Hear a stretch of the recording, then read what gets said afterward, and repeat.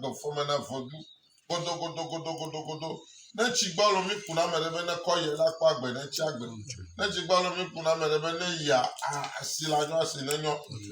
Le mi atogo mama me comme mi le de apole. Godo. Klevo vi me bona to me dada o blana. Oba me to ma li enyali. Nyama ha ke ne mi akọ ne mi anu. Fafa never dagbe. Never godo lo.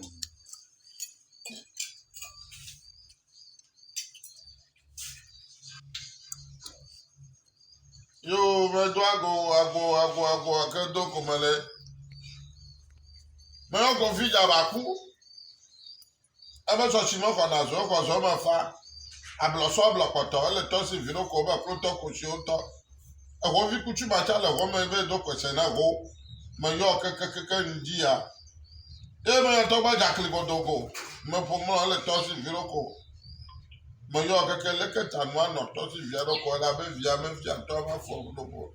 E me to ma fo to ho da la loko. Won e vi ke je to ma lo jide. Ma loko gbere. Me yo mi o ke me ya blo so blo ko to me o vi kuchu ma cha le go me. E be do ko se na go. Me yo ke sa. E me on to gbe kwesu. Me yo ke to gbe kli, to gba va pe, to gbe ganaje. Mama vena ameji abe gbon nene. To gba me ga po mo wa mu le gnecho. Me yo ka ja be gba vula le po.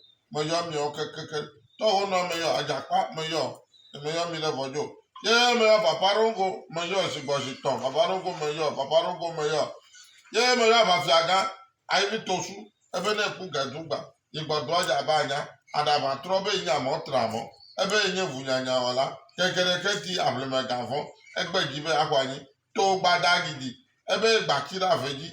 Ebe enya sisa mama mbo. Obe zole mu obia eleke wano na kuku ha. Me yo ke. Me yo so ya gbada ebe so je to me pa so me kumo. Ake vi me do ye bego. Etabla takume bla kaka bla gba vzadi. Me yo ke sa. Ye me yo to le gba. Me bia nu do kona no. Ye afale gbala bia nu boko adokpe na ne savo ma daore. Na ma hake me wa ko ne mi anu. Ye me yo international. Me yo ke sa. Me yo re vojo apagbaja me da rule je me gbo. O da to lo da hala me bia na se be la tede o be de da. E fi onu ba du je ga onu ba du je wo na fojo onu ba loke. Abochi kakaraka ameme do go be aso ala. Ameme de be gbe foju menu igbe to ona menu ime no kroji a gba gbe to ala de menu ya no kroji ha. Aholu sapete da vivo no pe je kuto. Me yo ke sa. Ye me yo to mo ho su gidi gba won gba hula le po. Me yo ke. Ye me yo nyaga se to ba mala na soja zvele di le foto. Ase to gale bubu di be adu. Kajame ho su be po le kajame ko mi le kajame. Ase vida pa vi. Ebe le me su si me vi mi le do ma fa jo gbo be po do le wa ga ji bubu. Me yo na ga me yo ke me yo re vojo lo. Me global, e mo global to da ko pro ma ja va koliko. Obe zo kama bi ma bi abolo me bi no. Ebe na se le ma la ve aso lo de ka ko ti na pa su le na ko ko. Ne zo la me to le ma la ve aso lo de ka ko le ti. Me yo ke ka di pe me ja va ko pe viojo. Na me le do adi na mi ne zo ga mi po.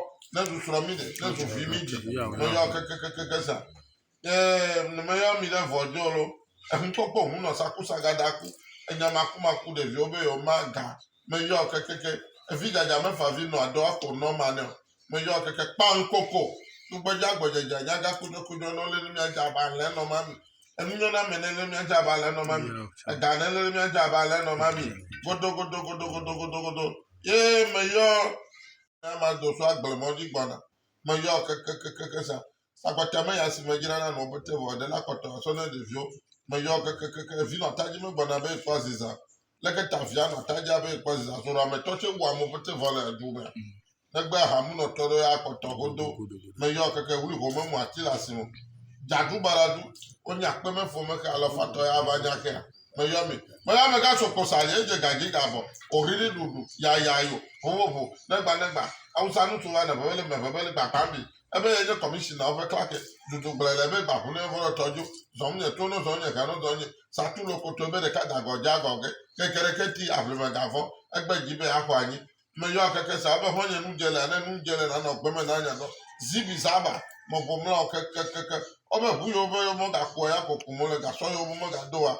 ya ko do mo le me yo ke teli mu do ne do ta fifia le wo ne me ga do ha emu le do me yo ke ne me yo mi le vo jolo dagbe ji kasa kloba me kasa hobo butu anu kokwe me yo ke obe izo kati gbe ple bo yi de esure ezo kati gbe ple gbo ple bo yi de zo ple trore ameka gbo ha me nye gbo chi abe me nye mi na tro ko chi no be nye mi na to ma ko a ga zale ko ne ya fi fi zale ko ne no go pa zale ko me yo ke to ba jeun me yo ke ye me yo to ba jima me yo ke ni me yo re fojo dagbe je me yo la lo ye me to be gana je ebe ya ga jima me folo ye to ho na me folo me yo ke ni me yo re wo ja tu ku te glechi ebe me la po du je ka no yo me ne yo ke sa to su to che eve ma to ti ne me ji vo ma ya be vena jima ba ja me pa vivo pa so gbe che ra ni me yo oblige do me chi ado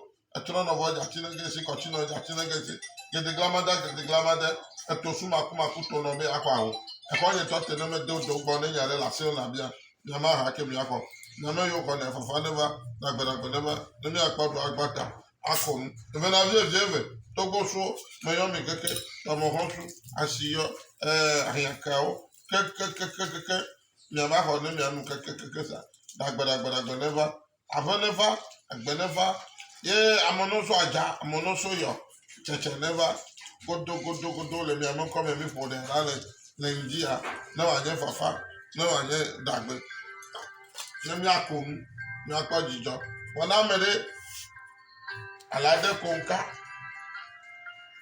be mi ma no ya no a na mi ye je fere fafa na ma na mi gere to fe da fa na mi je ga fafa na no wa nye ga fafa na ma godo le mi atogo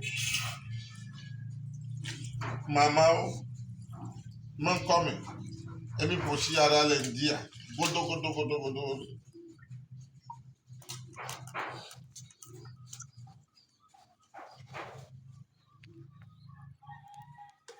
le vo vivant pour na terme de la o glana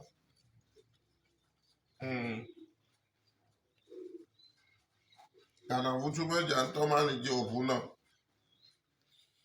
da pata me dia si nu me onye na siglo ye da pata me na da po da ma po gbere mi afọ ke cheche ne ba na gbere ne ba ni ado akunu abacha na me le ke to baby man ya fo ba adimi a chi pe ha meje ya nto di godo